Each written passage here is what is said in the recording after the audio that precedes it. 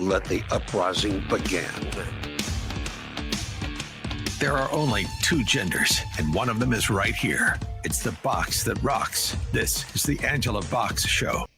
Okay, party people, we have got quite a show for you today. First up, Candace Owens keeps showing that ass, and we are going to continue to expose her doing it. Then we're going to discuss the ongoing problem of the Uniparty and immigration and the fact that the Republicans seem to have lost the plot and may or may not be actively sabotaging Trump, like, at every given turn. And then finally, this week in DEI, we've got two repeat offenders, Ketanji Brown Jackson, who doesn't know what a woman is, and Representative Ratchet, who has thrown her hat into the senatorial ring in Texas. So we're going to talk about all that today on the Angela Box Show. Hello, my name is Angela Box. Show your fucking money.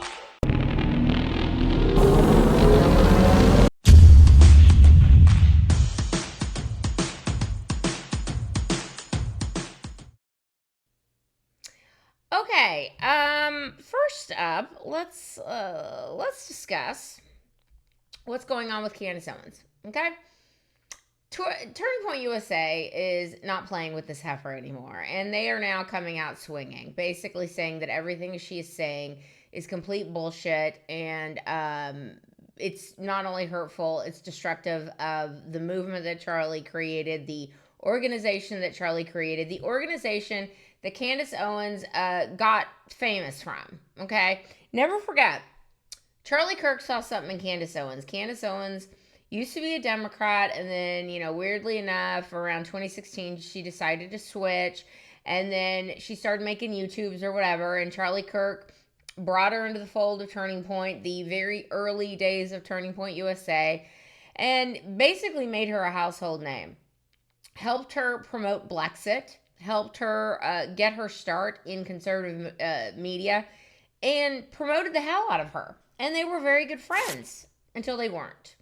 And when she decided to leave to go to PragerU, that wasn't the issue. And it is ironic now that when you think about her path, she went from Turning Point to PragerU, which is run by a Jewish man by the name of Dennis Prager. And then she goes over to the Daily Wire, which is run by two Jews, Ben Shapiro and Jeremy what's-his-face. She takes a dump all over them when she gets a hard-on for Israel and does all the things that she's done. And basically, when she became Catholic, she just decided that every other Christian was like, you just don't know. You know, Bibi was out there doing the absolute most to make sure that Charlie was basically remembered as, I would argue, like a Jew. This is just who Charlie was. He says Judeo-Christian values. You made an uh-oh, but we can help you. You know, we just need you to come out to Auschwitz and take a picture. Boy, that escalated quickly. You stop referring to yourself, as I did, as a Judeo-Christian. Like, just the arrogance, over and over arrogance, time and time again. And now Turning Point had enough of this heifer. And they are basically now fighting back. And thank you very much for Erika Kirk going out on Fox and Friends with Harris Faulkner the other day and basically said, what you're doing is literally insane. And it is hurtful. And you could tell, man, Erika was holding it in. Erika was trying not to let her anger get the best of her. Oh, you know what? Let's just roll that clip. Come after me. Call me names. I don't care. Call me what you want. Go down that rabbit hole. Whatever. But when you go after my family, my Turning Point USA family, my Charlie Kirk Show family, when you go after the people that I love, and you're making hundreds and thousands of dollars every single episode going after the people that I love because somehow they're in on this, no. You know, I have to say it. I've never seen you like this. No, this is righteous anger because this is not okay. It's not healthy. This is a mind virus. Yes, I believe in our judicial system. I do. We have a hell of a team working on this, excuse my French. But this is not okay. So you want to put these people back in the box where they've been creeping from? I don't care what box you're in. But just know that your words are very powerful, and we are human. My team are not machines, and they're not robots. They are human. We have more death threats on our team and our side than I have ever seen. I have kidnapping threats. I have, you name it, we have it. And my poor team is exhausted. And every time they bring this back up, what are we supposed to do? Relive that trauma all over again? They watched my husband get murdered. I have no idea how I would have reacted if I was there that day. And thank the good Lord that I did not have to see that happen. But my team, they are rocked to the core. So why every single day do they have to be dragged through the mud, analyzed, hyper-analyzed? You know, sit in a corner and cry and be in fetal position. This is a duty to my husband, and it's an absolute honor, and I will never back down. And so my message to them is to stop, to stop. So I'm very happy that Erika put this heifer in her place. And Tim Pool has been out and about on these mean streets, just ripping Candace for weeks now. And he has come out and he said that basically his security is such that he has now been attacked. His car has been shot at. He has to worry about his personal safety now because of the cult of Candace Owens. Which, y'all, listen, if you're a Candace cultist, like, have all the seats, because your heroine has yet to produce one single receipt that would prove anything that she is saying is true. And now she's gone into some insane rabbit hole of, you know, actually it might have been like people connected to Ukraine. And just stop it. Put up or shut up, heifer. Put up or shut up. But here's what Tim Pool put out the other day, basically saying that Candace Owens is taking a hand grenade to the MAGA movement, and maybe that's her whole point. Roll that clip. For a long time, a lot of people refused to either pay attention or engage with what she was doing. She increasingly made it crazier and worse. And because so many people were unwilling to say anything, it became this gigantic mound of chicken crap. However, as more and more people start coming out, the people who follow her are starting to realize, well, everyone is calling her crazy. Maybe she is. See, the thing is, when she's saying crazy things, but everybody's being like, oh, yeah, maybe, I don't know. Then people who follow her are like, wow, she's the only one who's talking about it. There needs to be pushback on these lunatics if the right doesn't. What's the right word for this? The left did not police the woke and allowed them to run amok and go crazy and destroy the Democratic Party. If the right does not do the same thing for its own side and say, we do not engage the crackpottery, then you will create this sect of Candace conspiratards, and people will be like, I don't F with the Republicans, man. Those are weird people. So I contend to you, it all goes back to Candace being butthurt about not being invited to the funeral. And I also think she's butthurt about not being offered a role in the Trump administration. And she came out again last week and said that, you know, the Trump administration, they didn't do anything when I said that the Macrons were targeting me for assassination. And then I got like a legit assassination threat. And, you know, their silence equals violence, I guess, because they haven't done anything to help me. And Trump administration came out and they're like, there's no valid anything to your little claim. And again, put up or shut up. Where's the emails? Where's the voice memos? Where's the voicemails? Like, where is anything that we can point to say that you're actually not completely full of shit? It doesn't, she hasn't produced it. And that's why a lot of people are done with this bitch. And I have to say, I believed in her. I believed in her talent. I believed in her intelligence level.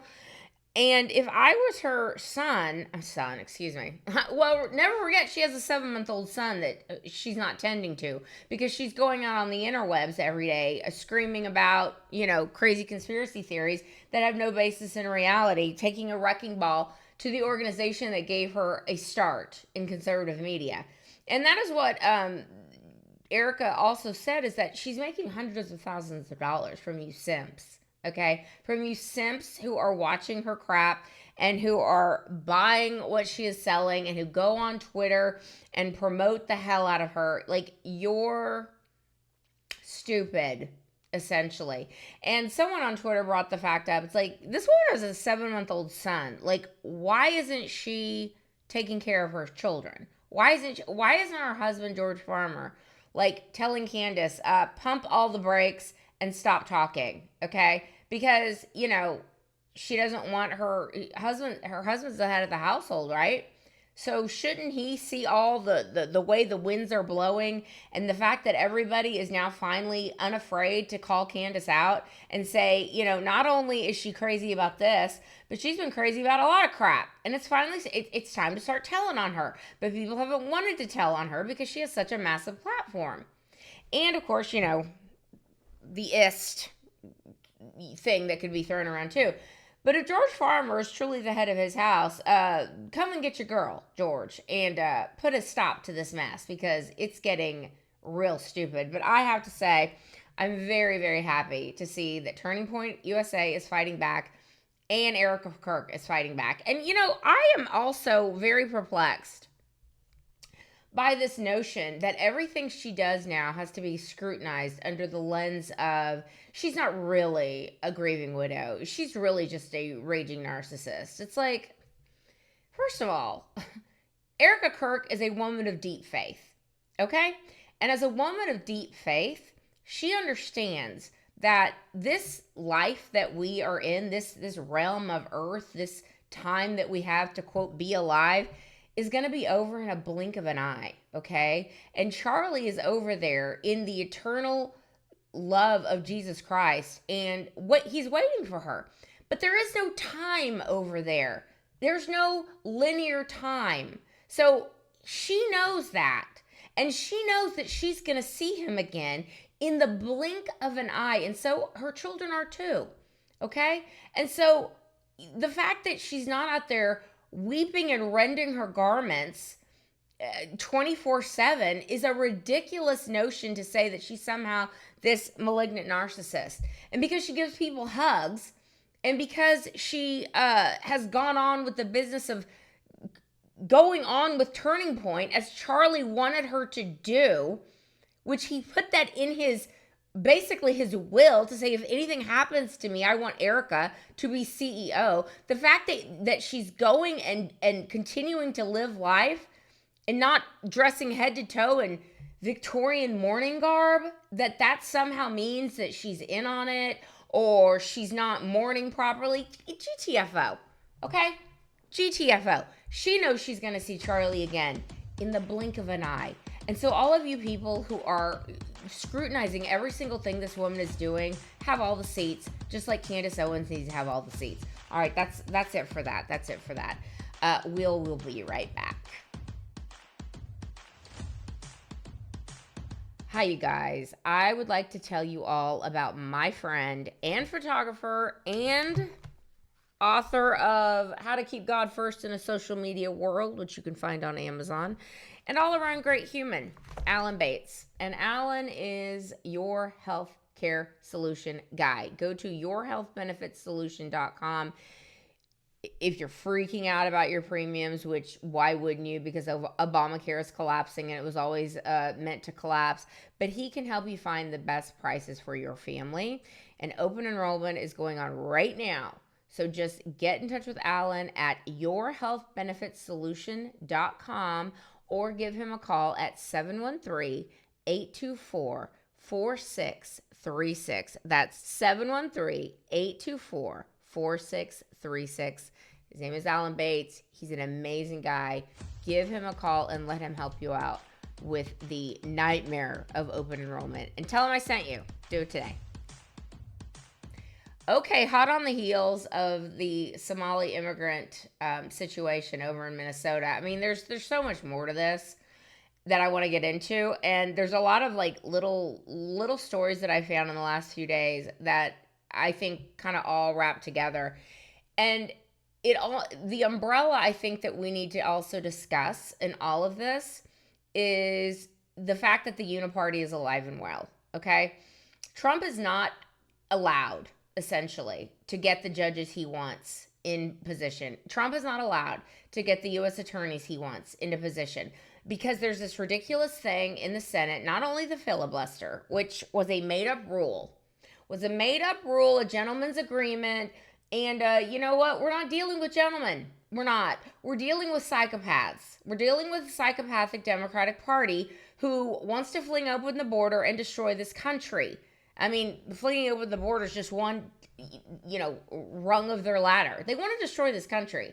And they want to make sure that the way this country was founded is destroyed, essentially. They love what's going on in Europe. Not only do they love the third world being imported, because, that keeps them in government cheese for the rest of their lives, but they also like the censorship stuff that Europe is doing. They also like the fact that people are being thrown in jail for criticizing their leaders. They think that's great. And they want to basically bring that here. As Hillary Clinton has warned us that this is what needs to happen. In fact, let's roll that clip because that Satan's Muse is out singing in these mean streets, telling us exactly what's going to happen if Democrats win when it comes to censorship. Roll that clip.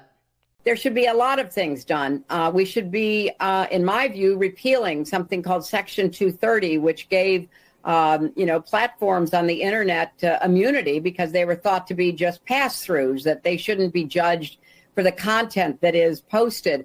But we now know that that was an overly simple view, that if the platforms, whether it's Facebook or Twitter X or Instagram or TikTok, whatever they are, if they don't moderate and monitor the content, we lose total control.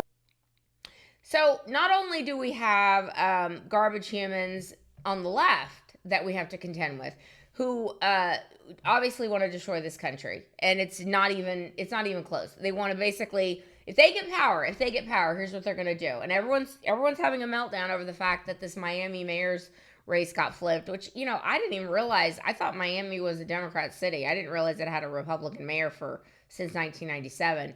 And people are like, oh God, this is terrible. Trump needs to pull back his immigration policies. Trump needs to do something about affordability. And it's like, we had 4 years of pudding brain, peepaw, and Senator knee pads, and whoever was actually running the government, Obama in the basement, whatever, like, taking massive steps to destabilize and destroy this country, okay? Flinging open the border, printing money and giving money out to God knows who and God knows where, okay? Making inflation go through the roof because of that monetary policy. And people seem to think that Trump coming in and trying to be stopped at every turn with his terror policies, with his judges, with his U.S. attorneys, with his nominees, stopped at every single turn. They seem to think that this is somehow going to be fixed overnight. Well, guess what? The optics are what they are. And we cannot control this media. We cannot control the fact that this media lies by omission and lies by commission every single day, every single hour of every single day, okay? Trump, I think, is doing all he can. I mean, the man does not seem to sleep. And he's doing all he seems to he seems to be able to do within the parameters of the Constitution, even though the left thinks that Trump is taking a dump on the Constitution. He is clearly not. If he was as much of a dictator as you dumb little a-holes think he was, he would be out there, shutting down all kinds of speech, making sure that Elon Musk was censoring accounts that were unfavorable to him, making sure that protests around ICE facilities were, these people were rounded up and thrown away and locked away and throw away the key. He would make sure that every single little No Kings protest was shut down with extreme force and prejudice. No, he's not doing that. He's not. He's going within the bounds of these ridiculous judges that are Clinton or Obama or Biden appointee judges that are stopping him every step of the way from doing anything, and that includes getting his nominees in the positions he wants them in. So this week, Alina Habba, who is absolutely fantastic, who was the interim attorney, U.S. attorney for New Jersey, had to resign because some a-hole judge was like, Trump can't do that. He can't do that, and, she needs to go. And also Lindsay Halligan, the reason those two cases were thrown out, Trump, the Comey and the Letitia James case, is because she doesn't have she's illegitimate for being there too. It's like, this guy can't get anybody confirmed unless they're Democrats. And this is where this ridiculous blue slip thing comes in, okay? Not only the filibuster needs to be gotten away with, because again, we're not dealing with normal Democrats. We're dealing with complete megalomaniacal psychopaths. Those girls that called me chopped. The guy who said I smelled like shit. Yo, what are you writing about? It's my list of victims. What? I have 150 bodies on it. Bro, you're so goofy. Who want to destroy this country. Okay, Chuck Grassley. Okay, Lindsey Graham. Okay, John Cornyn. Okay, John Thune. Okay, we're not dealing with normal Democrats, even though I submit to you, when is the last time we had a normal Democrat? I mean, I remember Tib O'Neill was also an asshole, okay? So, I mean, this has been a problem for lo these many decades, all right? And the Democrats would have zero compunction from getting rid of that filibuster the minute they take power. You stupid idiots. And here's the rub. I think they know that. I think they know that. They expect it, and nay, they want it to happen, because the Republicans seem to be much more comfortable being in a position of the minority, and also they don't really like all this MAGA stuff. Like, let's keep it 100. They like the system the way it is, because they're getting rich off of it too. And so this blue slip thing that Chuck Grassley is continuing to honor, which basically what it means is saying if any Democrat objects to a Republican's nominee, then can't have that nominee. Does that little blue slip situation ever apply to Republicans when Democrats are in power? Of course it doesn't. Of course it doesn't. That's how you know that this Uniparty is wink, wink, nudge, nudge, like, I don't know, we can't do anything about this stuff. It is absolutely abhorrent. Absolutely abhorrent. And now let me get to the immigration stuff, because there's a lot. And again, this is the kind of stuff that the Uniparty does not want to see President Trump do. They are very happy that this seat in Miami got flipped, because people are like, I still can't afford groceries. Things are out of control with, costs, okay? Like, the Trump policies have not kicked in yet. The Trump policies, the energy policies, the big, beautiful bill where we're going to see, an uptick of deportations and ICE members hired to start really deporting these people. This idea that these illegal aliens are getting thousands of dollars a month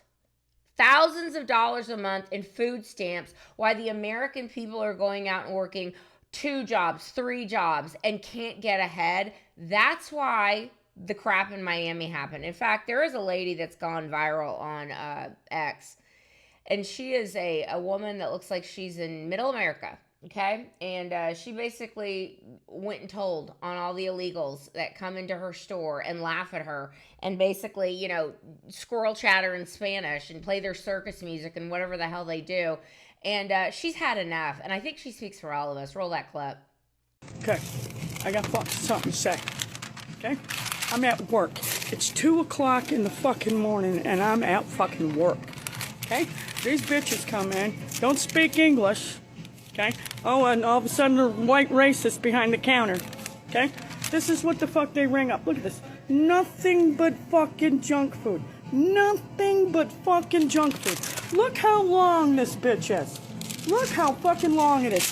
And guess how much the remaining balance is? Guess how much these 2 racist fucking pieces of shit that has come into my fucking country, and you're making fun of me because I'm standing at a fucking job at 2 in the fucking morning? Well, guess what? I got another job to go to when I get off at this one at 6 until about 3 in the afternoon, and then I got to get some sleep, and then I got to turn around and do it all over again by 11 o'clock. So you motherfuckers that come into this fucking country and treat us like shit, I hope they bounce you out of this country so fucking fast that your fucking sombreros are left behind. Guess how much these bitches get? Guess how fucking much? Let me fucking tell you. $3,247 motherfucking tax dollar fucking money. And then insult me. Oh, look at the talking Spanish, looking at me, laughing. Oh, the nasty white bitch. Yeah, I said, oh, get out of my motherfucking country. Get out, you worthless motherfuckers. Get the fuck out. So not only are dirt poor third world denizens coming over, breaking into our country, the first thing they do is break our laws to come into this country, then they pop out a kid or 7, and then they immediately get on government largesse. And if anyone wants to think that they're not, you're retarded, okay? Because they clearly are. 2.1 billion or something like that going out to illegals per year on some estimates. I mean, that's probably a low number, guys. All this bullshit saying that they don't get health care and they don't get this. Yes, they do. Yes, they do. If the only thing illegal aliens got were their anchor babies getting to come into our schools and use up all our education resources, that would be reason enough to deport all of them. Okay? Now, let's discuss this Minneapolis issue, because the Somali problem is a real thing in Minneapolis. I mean, these cucks, man, these simps that are in Minneapolis, who clearly know that where their bread is buttered, who clearly have been on the take. Jacob Fry, I'm talking to you. And now we've got this a-hole, Brian O'Hare. I used to know a Brian O'Hare. He's not this guy, let me just say that. Brian O'Hare, who's the Minneapolis police chief, he came out last week and he was like, listen, you guys, the Somali population is, they're my heart. They're my heart. That's who we love the most. I mean, screw the native-born Minnesotans. Like, we just like the foreign invaders, okay? The foreign invaders who want Islam to be dominant, and the foreign invaders who want their flag foisted on the flagpoles, and who expect us to speak their chicken language. Like, those people are the ones we like, okay? Now, he said that that ICE officers, let me set this up. So he had a press conference with the simp Jacob Fry and 2 other guys, nodding in the back, going, yes, queen. He said that police officers that are in the Minneapolis Police Department will be fired if they do not stop ICE. So wrap your brain around that. So not only do we have dirtbag mayor Brandon Johnson and dirtbag governor of Illinois, J.D. Pritzker, releasing thousands of violent illegal aliens, which they did last week, and they're like, we're just going to hope you don't notice. It's like, again, they have such high levels of TDS that they can't wrap their brains around the idea that maybe these people that are in custody are supposed to be in custody because they're violent felons, rapists, murderers, child abusers, pedophiles, and yet they just release them all because they hate Trump that much. I mean, these people are, like, that's what I'm saying. Like, we're not dealing with normal Democrats. We're dealing with malignant psychopaths, okay? Malignant psychopaths who want to destroy this country. And Chuck Grassley's over there going, I don't know, we have a blue slip. We can't get anyone Trump wants. Oh, well, like, screw these people. Anyway, the Minneapolis Brian O'Hare was basically saying that you should call 911. You should call 911 if you see any suspicious activity of ICE officers. Roll that clip.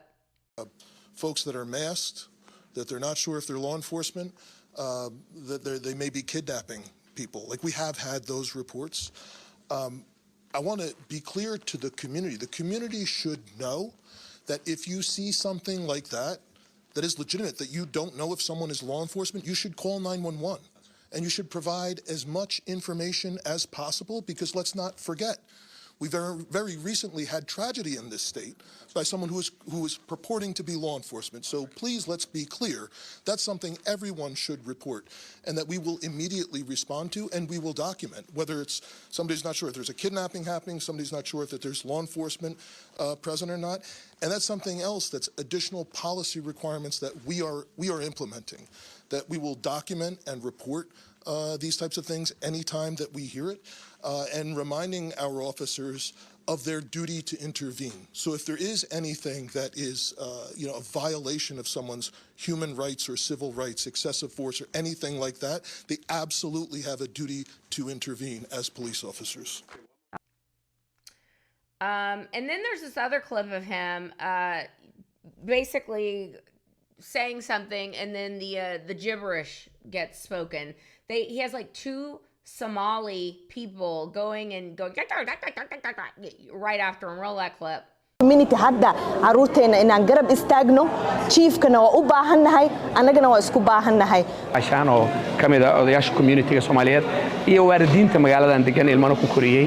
The Somali community here in Minneapolis has been welcoming and has shown love towards me, and I appreciate it. Over the last 3 years, we have been working together to try and address some of the real serious problems that we have in our community. We have to be honest at times with the problems that we're having in our community, and we need our community to help us fix those problems together because it's real and it's serious. At the same time, if people have taken anything that I have said out of context in a way that's caused harm, I apologize and I'm sorry for that because that's not my intention at all. And I don't really care. I really don't care if you're like, oh, you're being really racist. No, I'm not, actually. I live in the United States of America, and we speak English in the United States of America. And oh, by the way, it's not racist, leftist, to say that saving Western civilization might be a good thing, which is what Trump said. Like, we must save Western civilization because these assholes want to destroy it by hook or by crook. And that doesn't mean that, all colored people bad. That's not what that means. It means that Western civilization has given us democracy and free speech and the Bill of Rights and the Constitution and running water and electricity and homes that are not huts. Okay? So that is why Western civilization should be saved. I'll continue. There's also an issue with Minneapolis schools, you guys, the public schools. And the teachers are just so sad because all their illegal alien children are not showing up. So basically, not only do we now know that the Somali population is totally corrupt, like totally corrupt. That's right, I said it. Laundering billions and billions of dollars, and Ilhan Omar and her beta cuck, psychotic, white savior husband, Timmy, are getting rich to the tune of $30 million because of said money laundering. Not only that, but all their kids, you guys, all their kids are, illegal aliens or children of illegal aliens. So evidently, the attendance in Minneapolis public schools, Minneapolis and St. Paul public schools are just plummeting because all the illegal alien kids are staying out. So not only are they money laundering criminals and coming from a country that is a complete shithole by any standard, but now their kids, they're all illegally here too. Who do you think did that, guys? It's Joe Biden. It's Joe Biden and Barack Obama flinging open the border saying, come on in, because we need those votes. And we know that eventually you will grow up being on government cheese your entire lives and then vote Democrat. I cannot stand these people. I literally cannot. And for the life of me, it's like, again, people are scratching their heads like, why are the Republicans allowing this? The Republicans are allowing it because they're in on it, okay? The Uniparty does not like Donald Trump. The Uniparty does not like you. The Uniparty wants things to go back to normsies, okay? And by normsies, I mean that everyone's getting rich by being in the government. That's what that means. And Donald Trump is the only guy that is sitting here going, hey, we might want to try and save Western civilization before it's too late. And that is what he's trying to do, okay? Now, this is what I was saying a minute ago. There was illegals don't get Obamacare, you guys. Like, that's just a lie. That is basically fake news. That is just a racist trope that the GOP likes to throw around. And it's like, oh, is it? Because here's something. Let's see. Massive Obamacare fraud covered. I'm putting this on the screen. In 2023, 1 in 3 subsidy recipients, $21 billion total, used Social Security numbers that didn't match IRS records. Fake applicants in 2024 to 2025, most were approved. And yet, Congress wants to expand subsidies with no limits or safeguards. So basically, illegal aliens are getting Obamacare. Like, is anyone surprised? Of course not. They're getting food stamps, they're getting welfare, they're getting WIC, they're getting Section 8 housing. I've had it. I've literally had it. Now, let's get on one more thing. A couple more clips I want to show you. The double bagger. The double bagger, as I call her, known as Rashida Tlaib. I should just call her Representative Double Bagger. You know, I call Jasmine Crockett Representative Ratchet. I think Rashida Tlaib, I used to just call Double Bagger, but you know, she is an elected member of Congress from that great state of Michigan, or Little Pakistan, as some parts are known. So let's call her Representative Double Bagger. So Representative Double Bagger showed her ass the other day in a rally, and she was like, you know, never forget this heifer supports Hamas, okay? She supports the Muslim Brotherhood. She is CARES, one of Council of American Islamic Relations, who, side note, blocked me on Twitter many, many years ago, which is, you know, badge of honor over here. They love this heifer, okay? So she's out there saying, hey, guess what? We're not going anywhere. And as someone said last week, your mistake is that you let us in. Roll that clip. Look at this rooms, motherfuckers! We ain't going anywhere! Political structures that I have to work in, that we all are surrounded by, was built on slavery and genocide and rape and oppression. Real change doesn't come from the cowards and warmongers in Congress. It comes from the streets. It comes from all of us mobilizing and seizing the power to resist and fight back. Gaza is the compass in this country. Now we're in Congress, and we're every corner of the United States. We need to deport this heifer. We need to actually, unfortunately, I think she was, I have to look this up. I think she was born here. And obviously, an Omar can be denaturalized and booted. But this heifer needs to be booted too. I mean, if you are on United States soil calling for the ascendancy of Hamas, essentially, and letting it be known that Islam will reign supreme, you need to go. You got to go, okay? We need to firmly come down on this idea. We are a Judeo-Christian country, okay? We are a tolerant country, and you can worship God or your God any way you want to worship it, okay? But when you start to subsume the culture, the Judeo-Christian culture that has been established by our founding fathers, that's when we got a problem. And obviously, Islam is not here to play. Islam wants to take over the world. They make no bones about it, okay? So as a Judeo-Christian country, we need to start saying, we don't need to have those people in our country anymore. And we need to make sure that going forward, anyone from a Muslim country is not allowed. You're not allowed, okay? I'm sorry, you're not, because we see what you're doing here. And we need to cut off all immigration to all Islamic countries, period, full stop, until further notice, okay? One last clip from the great Stephen Miller, who, Jasmine Crockett last week, and we're going to get to her. Jasmine Crockett called a Nazi because, of course she did. And the man is Jewish, but okay, sure.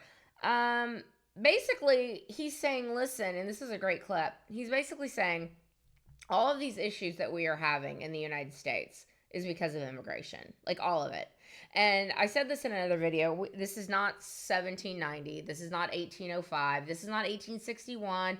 This isn't 1910. This isn't 1950. We don't need immigration, okay? We need to shut our borders for at least 20 years to assimilate all these people that are already here, all right? And we need to put American culture on the ascendancy again and put it in these people's brains. And if they don't want to do that, they can GTFO. Here's what Stephen Miller had to say. Roll that clip. My next guest has been a driving force behind President Trump's immigration policies. He is White House Deputy Chief of Staff for Policy, Stephen Miller. Stephen, great to see you. You know, the interesting thing about hearing from a guy like Gene Simmons right there and what he had to say, when you do talk to someone who is either the child or the direct legal immigrant to the United States, they often share that type of love of America. Wherein, when we look at an illegal population, you don't often hear that same type of patriotism. Well, first of all, thank you for having this conversation, Will. I think there's been an incredible lack of honest, truthful, candid conversation in American media for a very long time about immigration policy. And you're right, of course, that immigrants who come here illegally engage in an act of spite against America from the moment they cross that border, and they continue to break our laws and flout our system and defy our rules every single day they're here, and continue to plunder and pillage off the system. And of course, their children, as a result of so-called birthright citizenship, which is the greatest scam in history, get unlimited welfare for life that goes to the benefit of the legal alien parents. But I want to address your monologue specifically about the 1965 Immigration Act and what that means in American history. So during the Civil Rights era, and this is the simplest way I can put it, there was a thought in effect, you can go back and you can read the transcripts of the debate at the time, of applying civil rights to immigration policy for the globe, and to create a civil right for people from every part of the world to come to America in ever-growing numbers. And so a system that for years, as you mentioned, had been tightly restricted, suddenly established this global ability of people in every part of the world to come to America, to bring their families to America, and then eventually empty out their entire towns and their entire villages to the United States of America. And so what you saw between 1965 and today was the single largest experiment on a society, on a civilization that had ever been conducted in human history. Not just the 76 million immigrants that were brought in, largely from the third world, but their descendants too. So you see with a lot of these immigrant groups, not only is the first generation unsuccessful, again, Somalia is a clear example here, not only is the first generation unsuccessful, but you see persistent issues in every subsequent generation. So you see consistent high rates of welfare use, consistent high rates of criminal activity, consistent failures to assimilate. But this shouldn't be a surprise, Will. It's just common sense. If Somalians cannot make Somalia successful, why would we think that the track record would be any different in the United States? Go third world country by third world country. No one's saying, look, there are people all over the world that are great people. But you look at the society. If Libya keeps failing, if the Central African Republic keeps failing, if Somalia keeps failing, right? If these societies all over the world continue to fail, you have to ask yourself, if you bring those societies into our country and then give them unlimited free welfare, what do we think is going to happen? You're going to replicate the conditions that they left over and over and over again. And we mask the impact of immigration in every public policy issue we discuss. We talk about test scores. Well, if you subtract immigration out of test scores, all of a sudden our test scores skyrocket. If you subtract immigration out of healthcare, all of a sudden we don't have nearly the size of the healthcare challenges our country faces. If you subtract immigration out of public safety, all of a sudden we don't have violent crime in so many of our cities. Issue after issue, we talk about these things as they just happen to us. The schools just suddenly fail. Violent crime just suddenly explodes. The deficit just suddenly skyrockets. These are a result of social policy choices that we made through immigration. And Stephen, I think the word choice that you just used sticks out to me. You said, when we import these societies, it's not the importation of individuals, but individuals in such a number that there's never a requirement and often even not a desire to assimilate, then what you have done is import the previous society.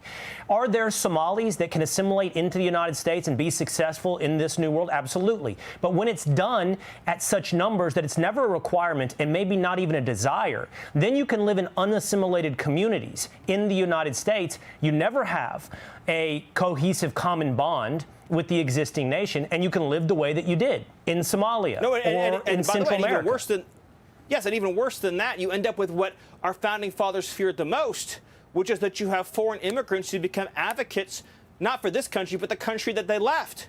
So you see, replete throughout Somali politics in Minnesota is this constant concern about how to reorient U.S. politics around Somalia, and then using welfare fraud, pillaging the U.S. financial system to prop up a foreign country. So in this case, the U.S. becomes an object not of patriotism, but of plunder. And, when you're talking about assimilation, two things matter enormously: the numbers and how different the cultures are. So the further away in culture you go and the larger in number you go, by definition, the greater challenge it poses to assimilation. Yes. And so one last question, Stephen. I think you and I could have and should have this conversation at a much longer scale. This is something that is incredibly important and worthy of a half hour together. But such is the nature of television as it is right now. I'm working on that. But this will be quickly my last question for you. What can we do, Stephen? This was something America addressed in the 1920s. They had these debates. They had these conversations openly. And they chose in the 1920s to say, we are going to put strict quotas on people coming from different parts of the world. 65 did away with what we did in the 20s. So do we need something like the 1924 Act? Clearly, we need to have in this country exactly what President Trump called for, which is that we need a moratorium on immigration from third world countries until we can heal ourselves as a nation, solve our education issues, solve our healthcare issues, our public safety issues, our assimilation issues, our cultural issues. So the 1924 Act is such a good example because we had large-scale immigration from Europe from 1880 to 1920. So in other words, we went from a country that had immigration from part of Europe to immigration from many other parts of Europe. But even other European countries pose enormous stresses on the U.S. system, both economically and in terms of security. There's a lot of crime, a lot of threats to public safety and order, and those were addressed with very strict new immigration quotas. What they don't teach you in school is that from 1920 to 1970, there was negative migration. There was a half century of negative migration. The foreign-born population declined by 40% for half a century. During that same time period, the U.S. population doubled from natural childbirth. That was the cauldron in which a unified shared national identity was formed. They went through a depression together. They went through world wars together. They landed on the moon together. This great period in American history happened at a time when there was negative migration. They don't teach that to our kids in school. And frankly, I would submit very few politicians serving in Congress probably know that, Will. Oh, man. All right, that's it for this segment because I cannot deal with these people. They are the Uniparty, the left, the recalcitrant Republicans, the Republicans that wink, wink, nudge, nudge, and make backroom deals with these psychopathic Democrats. Like, I've had enough of these people. But one last thing on this segment, you'll be very upset to know. We talked about St. Meghan Markle in the last show. And she reached out to her dad. She did. So, calm down, everybody. I emailed him. Stop being an asshole. I totally reached out to my dad. I mean, this heifer should have been on the first plane to the Philippines, or at the very least getting her dad out of the third world hospital he is now in and bringing him to the United States and making sure he's comfortable in his last years of his life. Bitch. Anyway, but she's not. She's not because she's an asshole, and so is her husband. Now, they let it be known that basically they've criticized President Trump over his immigration policies, and that they're ready to leave the United States because of it. Okay, where would you go? I guess this is her excuse for having to sell the $14 million house because everything that they're doing is collapsing and they have no income. So they're going to have to sell that house, take a loss, and then go somewhere where everyone doesn't hate them. But tell me where that might be, I ask you. I mean, she seems to, she has a lot of black stands, a lot of the sugars, as they're called. The Sussex squad tend to be African-American women. So maybe she can go to a predominantly African-American country, I don't know, Rwanda or Africa, somewhere in Africa, because down for the struggle, right, Meg? Do it.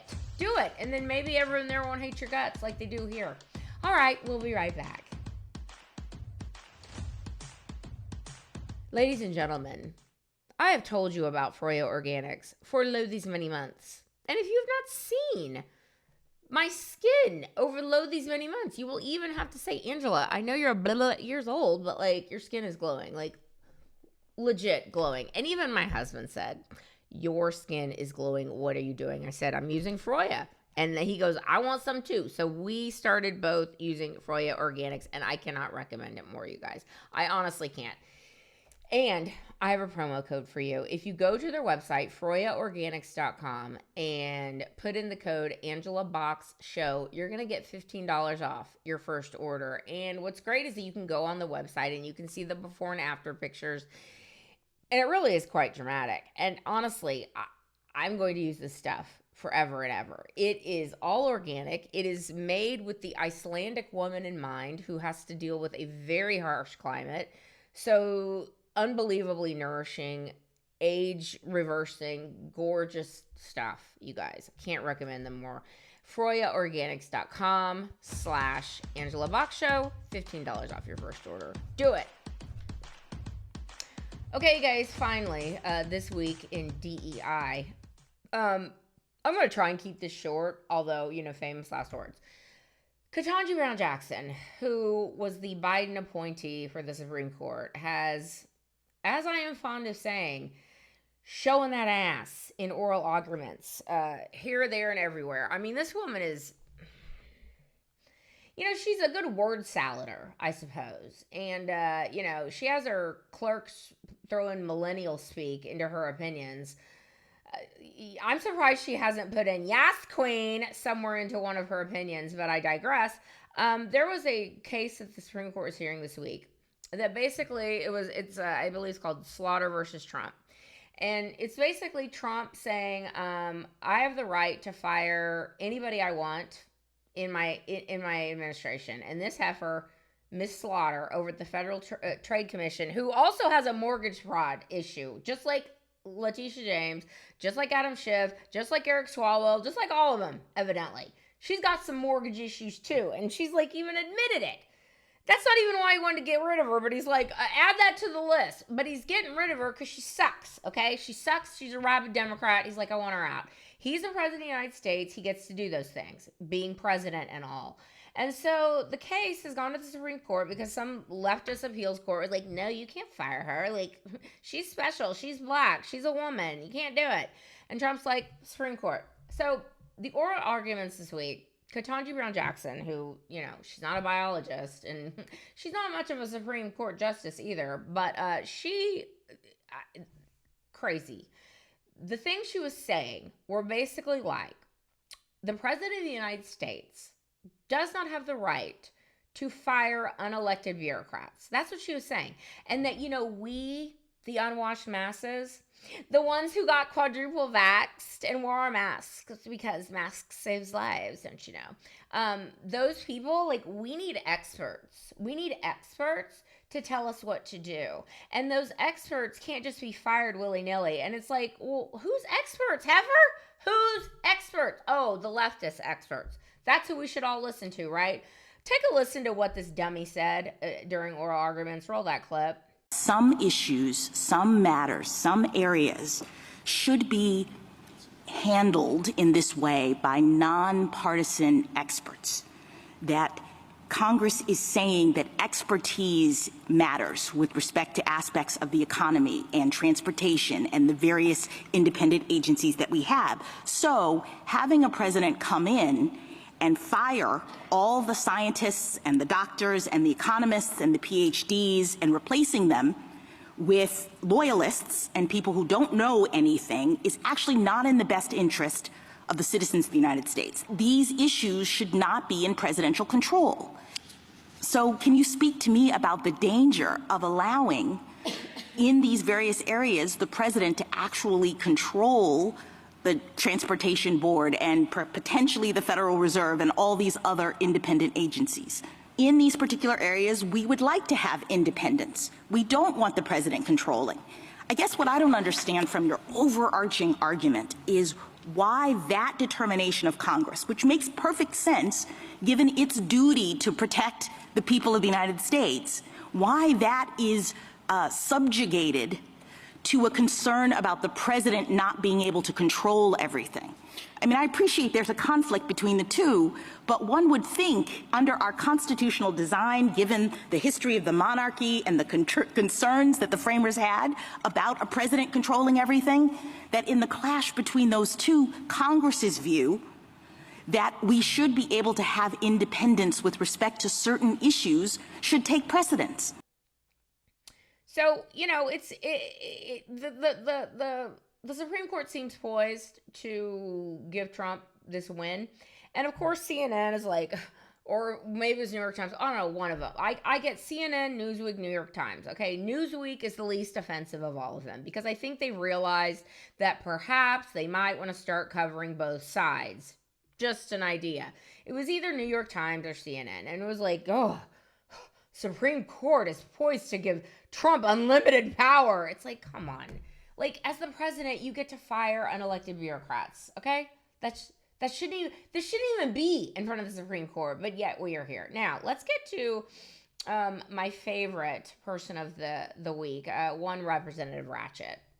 Yeah, last week I was interviewing Sheldon Daniels, who was going to be running against Jasmine Crockett in Congress. And, you know, I think her getting out, it's a good news, bad news, because the bad news is that it would have been a race that everyone would be watching because, you know, people really hate Jasmine Crockett on the right and they just lick her taint on the left. They love her like they love some AOC and Eric Swalwell, which is so hilariously out of touch and tone deaf. But you do you, boo. Anyway, I was looking forward to that race because it would have been a high profile race, obviously.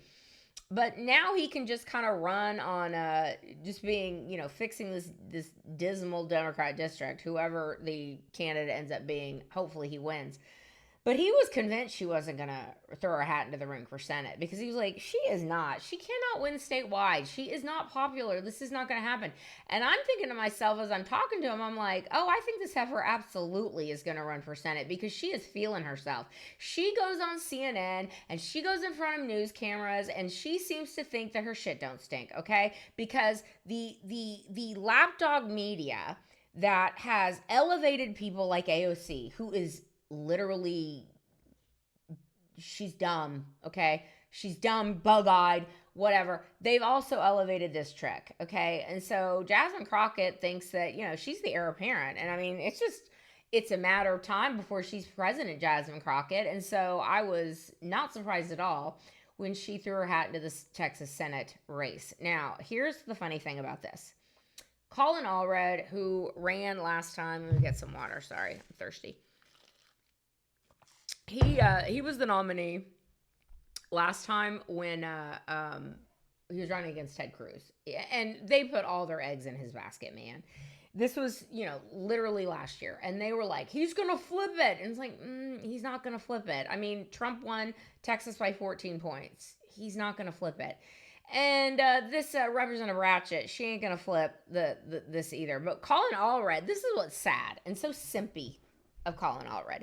When he realized that Representative Ratchet, the woman whose staff tells on her for being a complete garbage human and who's only interested in getting in front of TV cameras and who Democrats don't like and who Democrats don't want to work with because she's ghetto trash, but then turns on her preacher lady voice when she's talking to white audiences, you know, code switch when it's convenient for her. I was like, why are you dropping out of this race, dude? Why are you kowtowing to this lightweight? Okay. So he did just to make way for Jasmine. So Jasmine has a free run now, a free runway, a whole year that she can campaign to try and convince the people of Texas, even though she can't stand Trump and can't stand Republicans and thinks this state is trash. And keep in mind, she's not even from this state. She's from Missouri, and she takes a dump on Texas as many times as she can. She seems to think that we're just going to be like, yeah, you know, what the Senate need is some ghetto ratchet happiness, some ghetto ratchet nonsense in the form of Jasmine Crockett. So this is what's crazy to me. She's so delusional. She opened, okay, y'all, okay, before I play her, a few things from her campaign kickoff, let's play this little side-by-side comparison of Jasmine Crockett talking to a white audience, white TV or whatever, and then Jasmine Crockett, rolling that neck and janking that weave. Roll that clip. Absolutely. First of all, it's good to see you in the new year. No one could have told me that when I went down to Austin, now it looks like a little bit over a year ago, that I would be running for Congress. It's just not what my plan was. But what I've always decided is that I would step up when there was a need. Listen, he up there, he's spewing all kinds of nonsense and bullshit. Let me just be real. And we weren't gonna sit for that shit. We wouldn't, But when she called me and said, I think it's time for me to retire, and you're the one that I believe should take my seat, I really was kind of caught off guard. I didn't anticipate that. If anyone knows anything about the Congresswoman, they know. We showed up, and if he had some sense, then maybe we would have been about that life. But y'all know he ain't got no sense. So please give some love. This took a little bit of coordinating to do for sure. We got some cool shirts. The congressional seat is over 4 times as large as my House seat. And I was just starting to get into the rhythm of doing constituent services and things like that. We got Madam Williams, who just happens to have the honorary seat. It's not even honorary because she's holding it down, y'all. But the legend himself, John Lewis, that is the seat in which she currently serves. So she honored his legacy. This is the message that she wanted to send today. We've seen it a million times. I saw someone, I think it was Jeff Charles or someone tweeted out, hey, that's code switching and blah. And people act like this is some skill we've developed, that's some positive we code switch. And all it is, it's just being fake. Baby, let me tell you, these white folk don't know. They just don't know. Anyway, she's awful. That's why I call her Representative Ratchet. She seems to have lost the 5-foot eyelashes, but ratchet is as ratchet does. And her campaign kickoff was full of ratchet. So she opens her campaign kickoff. This is how delusional she is. She thinks that CNN and MSNBC is reality, okay? She thinks that Don Lemon going out there and saying, Democrats love them some Jasmine Crockett. She seems to think that that's going to win her a statewide election. Y'all, it's akin to Marjorie Taylor Greene thinking she was going to win a statewide election when she told Trump, I want to run for Senate. I want you to endorse me. And Trump showed her a poll and he's like, you're sitting at 12%, honey. It's not going to happen and I'm not endorsing you. And that's why she had her little meltdown and took her dollies and went home, okay? This is akin to that, okay? And obviously Jasmine and Marjorie hate each other, and they've gone at it before on the floor of the House of Representatives. Both of them look like trash, okay? Both of them look like trash. But Jasmine was like, let me raise you some ghetto trash. So she opened her campaign with a rapper. A rapper no one's heard of. I'm not even going to tell you his name. It doesn't matter. He is ghetto, as you would expect. Let's roll the clip of him rapping about Representative Ratchet. Roll the clip. Let's get into it. Okay. She ain't never scared and she ain't never been. Who is willing to go toe-to-toe against the president? I can't wrap my head around someone who votes Republican. She advocate for feeding kids, they protect folks touching them. Trump invading his own country with our army, what a joke. We remember Pearl Harbor by illegally bombing boats, but y'all thought we wasn't gonna do nothing, buddy, think again. They only trying to scare out of running, cause they think she'll win. Listen, thought I told y'all we ain't never scared. Now look who name on the docket. Got 2 words for every racist bigot. Jasmine Crockett. Y'all hear the words. Me, I hope my money goes to side that isn't trying to say affordability's a hope. She stand on business, Austin toes. Texas dope, don't need no more bad built, bleach, blonde, butch bodies moving forward. Okay, then, before she comes out, I think it was before she comes out, she decides to run this inexplicable campaign commercial, which when everyone was seeing it on X, people were like, is this real? Like, is this like a mashup that Team Trump did about Jasmine Crockett? No, it's not. It's Jasmine looking very, you know, Martin Luther King would be so proud, looking very regal. Look at me, looking off into the sunset or the sunrise, you know, just, you know, I'm just like Barack Obama. That's me, hope and change. And it's basically a montage of President Trump calling her a retard, essentially. Roll that clip. How about this new one they have? Their new star, Crockett. How about her? She's the new star of the Democrat Party, Jasmine Crockett. They're in big trouble. But you have this woman, Crockett. She's a very low IQ person. I watched her speak the other day. She's definitely a low IQ person. Crockett. Oh, man. Oh, man. She's a very low IQ person. Somebody said the other day she's one of the leaders of the party. I said, you got to be kidding. Now they're going to rely on Crockett. Crockett's going to bring them back.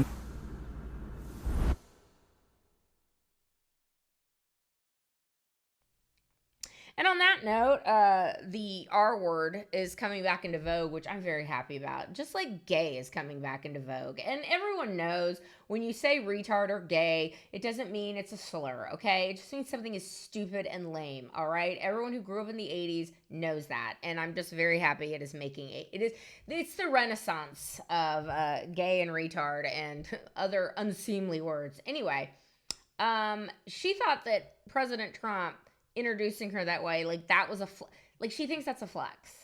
She thinks that's a flex. Now, keep in mind, this woman, when she became a public defender, she's on the record saying, going into the public defender's office and saying, you should hire me.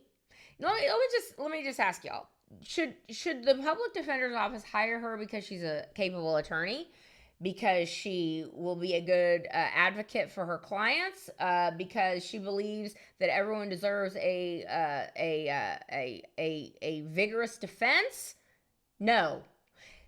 She should be hired by the public defender's office because she's black. Roll that clip. When I first became a public defender, I had no criminal defense experience. And I walked in and I told my boss, Charlie, I said, listen, you should hire me. He said, why? I said, because I'm black. Charlie looked at me like I was crazy. And then finally, I mean, there's so many things about this heifer that makes this great. But, you know, she also said something else that needs to be discussed. She said that she's running, again, not to serve that this is very much adjacent to the reason she wanted to be hired as a public defender, because she's black. She said that I'm running for Texas Senate, not because I love the state of Texas, my adopted home state of Texas. I think it's amazing, but we can do so much better. And here's my 3 platform planks. No. She compared herself to Obama. And then she said that the reason she's running is because y'all need to see me more. Yeah, I have a voice. Baby, I got a voice, but I need a louder voice. Roll that clip. Of us, especially in this moment. There are a lot of people that said, you got to stay in the house. We need our voice. We need you there. And I understand. But what we need is for me to have a bigger voice. What we need is not only a voice, but we need to make sure that we are going to stop all the hell. This heifer is going to get pummeled, as Greg Abbott said. Pummeled. And it is going to be the gift for the GOP that keeps on giving. And let's hope that our elected representatives are not shy of rolling this heifer into the ground or running this heifer into the ground, because that is where she needs to be. Her record is trash. She's done nothing. She has not promoted any bills, written any bills. Nobody wants to work with her. All she cares about is TV. Please, Jasmine, no one is scared of you running for Senate. I mean, her acting like that the GOP is scared of her. It's like, okay. No, we want you to like have a 24/7 like campaign commercial. Like, we'll pay for it. Just go out there and just start talking, honey. Like, that is all you need to do for your race to be completely you're going to get obliterated, okay? And hopefully it's going to be Ken Paxton that you're taking on. And look, it'll be fun because both Ken Paxton and Jasmine have issues, let's say. But I mean, come on. Like, come on. This is going to be so great. Even if it's Wesley Hunt, Wesley will clean the floor with her too. And I don't think it's going to be John Cornyn. I think John Cornyn is going to be out in the primary. Like, you're cooked, John Cornyn. It's either going to be Wesley or Ken Paxton, and I tend to think it's going to be Ken Paxton. It's going to be a race to watch, ladies and gentlemen. So let's stop naysaying about the midterms, okay? Let's stop pretending that the end is near, because a lot of the things that Trump is doing are the things that we're going to be feeling effects next year, and it's like perfect timing. Okay, so let's stop screaming at the sky. Let's stop woe is meing it. Let's stop thinking the end is near and MAGA is dead. No, MAGA is not dead, okay? Dirtbags like Candace Owens need to go away, all right? Go away, and we need to rally behind President Trump and the candidates who are MAGA and who actually want to fix the Uniparty system. That's what needs to happen, and hopefully President Trump, as he is going around and doing his rallies as he said he's going to be doing and campaigning like it's 2024, hopefully that is what the American people pull their heads out of their butts and understand. Okay. It's a long one, sorry. Sometimes I just get on a roll. That is where I'm going to leave today's video. Please let me know what you think down below. Like, subscribe, do all the things. And until next time, everybody, keep kicking ass and taking names, and I will be done. Peace.